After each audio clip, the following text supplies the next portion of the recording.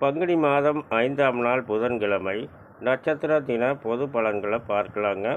அசுபினி நட்சத்திரத்தில் பிறந்தவர்கள் புதிய முயற்சிகளை தவிர்க்க வேண்டிய நாளாக அமைகிறது.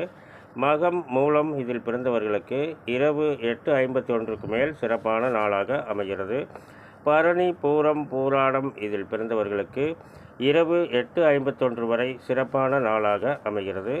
கிருத்திகை உத்திரம் உத்திராடம் இதில் பிறந்தவர்களுக்கு இரவு 8:51க்கு மேல் சிறப்பான நாளாக அமைகிறது.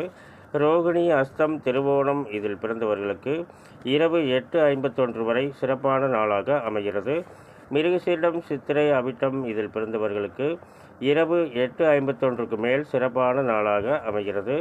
திருவாதிரை சுவாதி சதயம் இதில் பிறந்தவர்களுக்கு இரவு 8:51 வரை சிறப்பான நாளாக அமைகிறது.